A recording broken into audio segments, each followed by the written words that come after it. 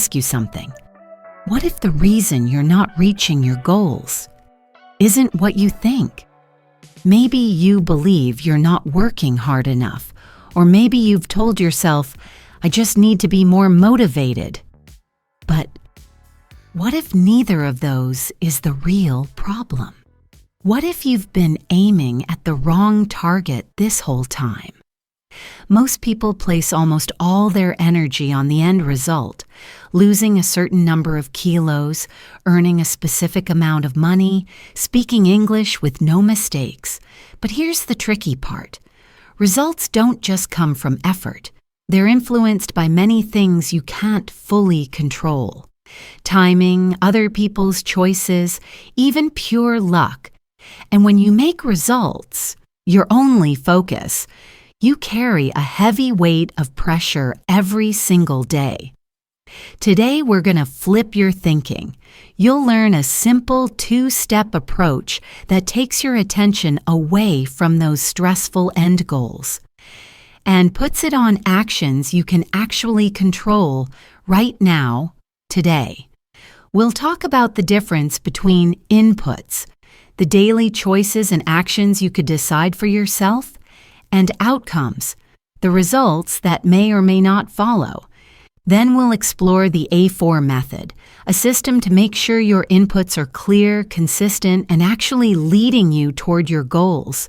This episode isn't just about learning vocabulary or grammar. It's about reshaping how you think, how you speak, and how you live. So if you're shadowing me today, get ready. You're not just learning English. You're learning how to stay consistent even when life gets messy. What's the difference between outcomes and inputs? Let's make it simple. Outcomes are results. They are the finish line, the grade you get on a test, the weight you lose after months of exercise, the money you earn after finishing a big project. Inputs are the actions you take along the way. How many hours you study, what kind of food you choose to eat, how many calls or emails you send. The key difference? You control your inputs. You don't always control your outcomes. Here's an example. You might study English for months, doing everything right, but on the day of your exam, you feel nervous. You sleep badly, and your score isn't what you hoped for. That doesn't mean you failed as a learner. It means the outcome was shaped by more than just your preparation, your mood, your health, the questions that happen to appear. When you focus on inputs, you give yourself a kind of power that outcomes can't give. You can decide to read for 20 minutes today. You can choose to write in English every morning. You can plan to speak with a language partner twice a week. These are all in your control, and you can complete them no matter what the result looks like in the end. And the more you focus on inputs, the more progress you make, without the constant fear of thinking, what if I don't succeed? Why do we keep chasing outcomes? If focusing on outcomes creates so much stress, why do we do it? Well, because results are visible. They're measurable. They're easy to show other people.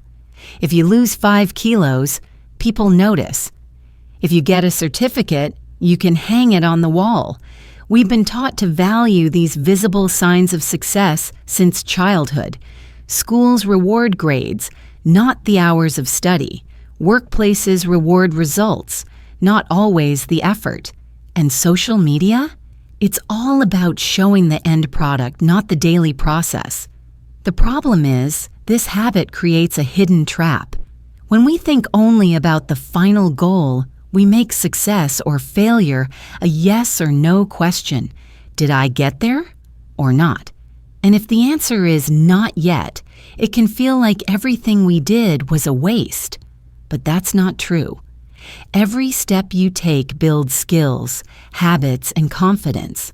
The journey matters, even if the destination takes longer to reach. So part of breaking free from outcome obsession is training yourself to value progress you can't always see right away. That means noticing the inputs you complete and giving yourself credit for them. It might feel strange at first, but over time, this mindset shift becomes your greatest advantage. How inputs protect your motivation. One of the most dangerous things for motivation is uncertainty. If you keep asking yourself, will this work? Will I succeed? Every day becomes an emotional roller coaster. One good result makes you feel amazing, but one bad day makes you want to give up. Inputs solve this problem because they give you something solid to focus on. Instead of wondering about the future, you decide, today I will do my 30 minutes of English practice, or I will run for 20 minutes, or I will write 1 page in my journal. When you finish, you know you've succeeded for the day. That's it. You don't need to check the scale, wait for someone's approval, or see a number go up. This makes motivation steadier. You're no longer depending on random events to feel good about yourself. You start to feel proud just by keeping your promises to yourself. And that's a powerful thing, because the more you keep those promises, the more you trust yourself to follow through, even on hard days. That trust is the real fuel for long-term change. How to define a good input. A good input is specific, measurable, and fully in your control.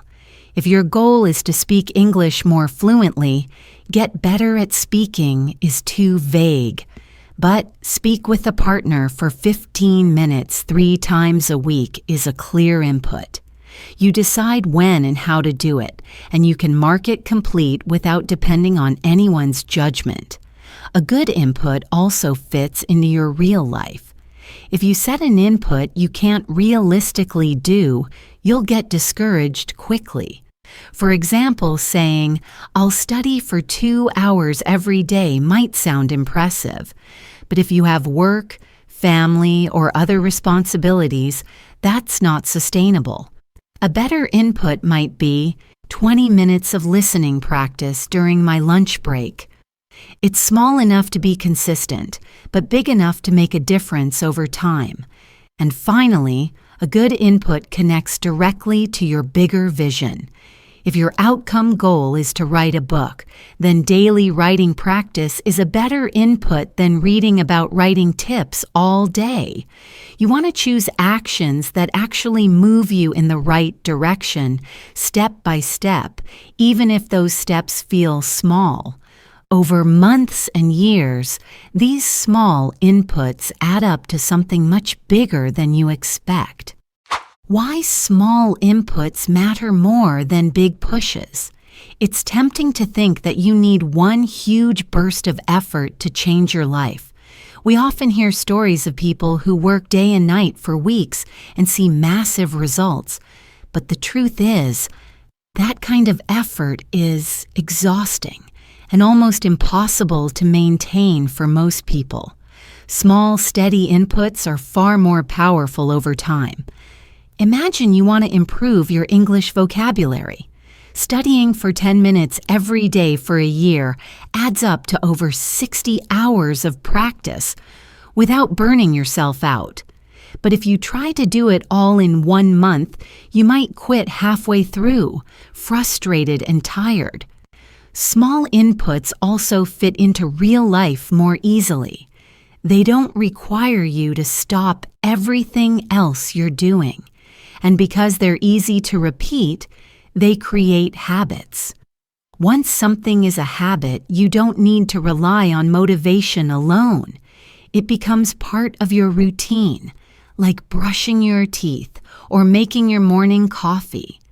That's when progress feels almost automatic and results start to appear without you even noticing the exact moment it happened. Step 1 of the 2-step approach: shift your focus. The first step is to train yourself to think about inputs more than outcomes. That doesn't mean you should forget your goals completely. It just means your daily attention belongs on the actions, not the scoreboard. Here's a simple mental shift. Instead of asking, "Did I reach my goal today?" ask, "Did I complete my input today?" If the answer is yes, you succeeded, no matter what the scale, the exam, or the mirror says. This changes your emotional relationship with progress. You stop feeling like a failure when results are slow, because you can see your wins every single day. It also makes you more patient. You know the outcome will take care of itself if you keep showing up for your inputs. That patience is a huge advantage because most people give up before they've given their actions enough time to work. You, on the other hand, will still be moving forward when others have stopped, and that's when the magic happens. Step 2 of the two-step approach, the A4 method. Once you're focused on inputs, the second step is to make them as strong and effective as possible. That's where the A4 method comes in. A 4 stands for awareness, affiliations, aptitude, and autonomy. Each one is a layer of support for your inputs, making them easier to do and more likely to succeed over the long term. Awareness means paying attention to what you're doing, tracking your actions so you know exactly how consistent you've been. Affiliations are the people and communities you connect with, the ones who either help or block your progress. Aptitude is about building the skills you need to make your inputs effective, and autonomy is taking full ownership of your actions, so you're not waiting for someone else to push you forward. When these 4 elements work together, your inputs become unstoppable. You're not just doing random actions, you're building a system around them that keeps you moving, even on days you feel tired or unmotivated. Awareness. See what you're really doing. Awareness starts with tracking. It's easy to believe you're doing enough, but without records, we often overestimate our effort. For example, you might feel like you've been practicing English every day, but when you actually look at your week, you only studied 3 times. Tracking makes your inputs visible. You can use a notebook, an app, or even a wall calendar where you mark an X each day you complete your action. Over time, you'll see patterns. Maybe you miss your input more on weekends, or maybe you're more consistent in the mornings. That knowledge helps you adjust your plan to make it work better. Awareness also keeps you honest with yourself. If you skip a day, you see it right away. This isn't about feeling guilty. It's about noticing what's really happening so you can make better choices moving forward. Think of it like turning on the light in a dark room. You can't fix what you can't see. Affiliations. Choose your circle wisely. The people around you have a huge influence on whether you stick to your inputs. If your friends complain about learning or joke about wasting time on self-improvement, it's harder to stay motivated. But if you spend time with people who value learning, growth, and healthy habits, their energy rubs off on you. Affiliations are about being intentional with your environment. This doesn't mean cutting off all your old friends. It means making sure you also have people in your life who inspire you to keep going. That could be a study group, an online community, or even just one friend who shares your goals. When you connect with people who celebrate small wins, you feel encouraged to keep showing up. And when you hit a tough day, they can remind you why you started. Your circle can be your biggest source of strength or your biggest obstacle, so choose carefully. Aptitude. Build the skills you need. Sometimes we set inputs but don't see progress because our skill level isn't ready yet. Aptitude means actively improving the skills that make your inputs more effective. If your input is practice English conversation for 15 minutes, but you don't know useful phrases, that time will be less productive. To build aptitude, combine action with learning. If you're exercising, learn correct form to avoid injury. If you're writing, study sentence structure so your practice builds fluency. The more skilled you become, the more impact each input has. Aptitude also keeps you interested. When you see yourself improving, even in small ways, you feel excited to keep going. That excitement is like adding fuel to your motivation. It helps you maintain your inputs for much longer than pure discipline alone. Autonomy. Take full ownership. Autonomy means your progress doesn't depend on someone else telling you what to do. It's about becoming your own coach. Many people only take action when a teacher assigns homework or when a manager sets a deadline. But if you want long-term success, you need to take responsibility yourself. This doesn't mean you can't get help. It means you don't wait for help to act. If you have a goal, you set your own inputs, track them, and adjust them when needed. You don't blame others for slow results. You look for what's in your control and take action there. Autonomy is freeing. You realize you don't have to wait for the perfect time or the perfect plan. You can start today, even with small steps, and keep moving forward on your own terms.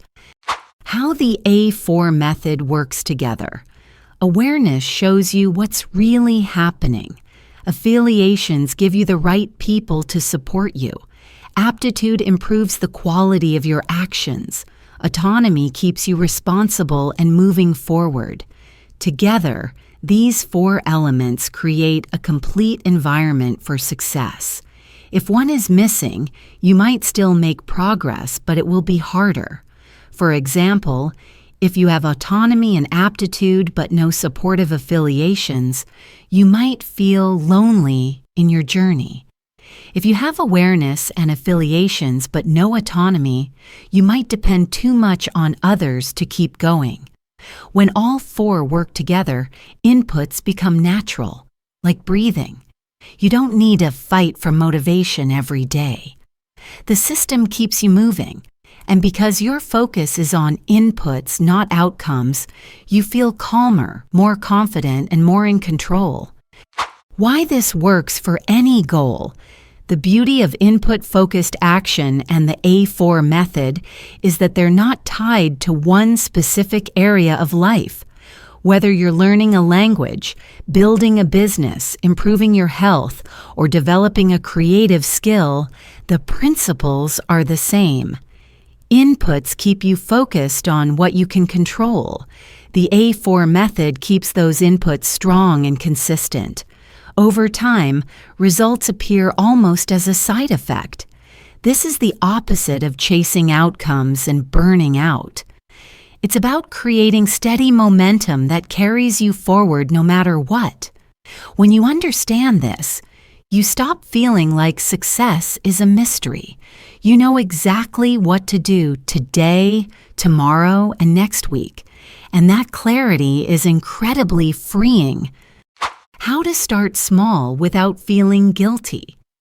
Many people feel like starting small means they're not serious about their goal, but that's a misunderstanding. Starting small is the smartest way to build a habit you'll actually keep. If you want to read more, start with 5 minutes a day. If you want to write, start with 1 paragraph. If you want to exercise, start with 10 push-ups. These tiny inputs are easier to do, so you avoid the mental resistance that says, "I don't have time," or "It's too hard." And here's the secret. Small inputs grow naturally. Once you're comfortable with 5 minutes, you'll often do more without even planning it.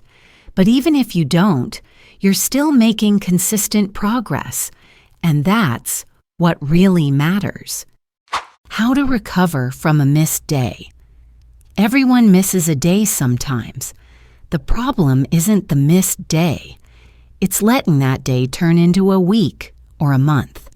The best way to recover is to focus on getting back to your input as soon as possible, without guilt. Think of it like brushing your teeth.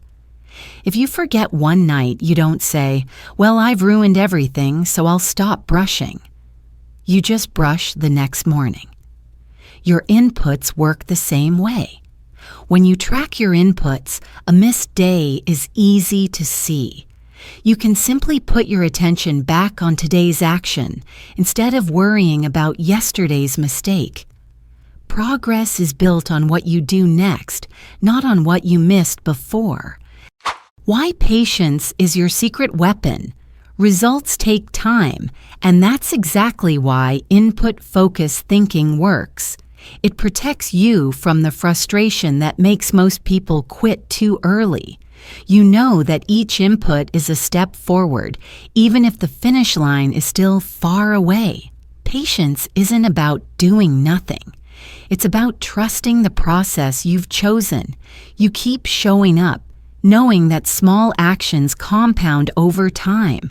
Like drops of water filling a glass, you might not notice the change at first. But one day, the glass is full.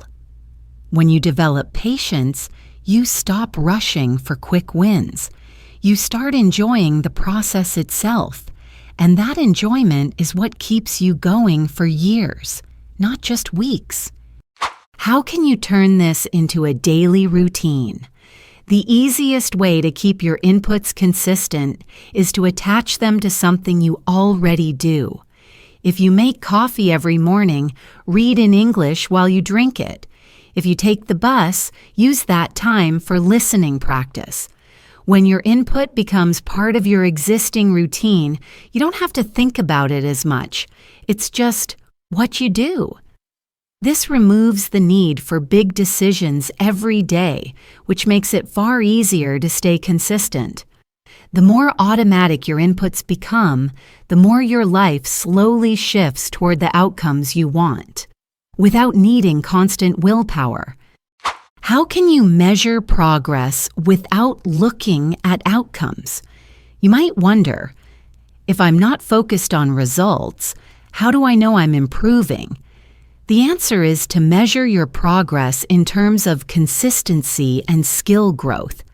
Consistency means tracking how many days or weeks you complete your input. Skill growth means noticing the improvements in how easily or confidently you can do the task.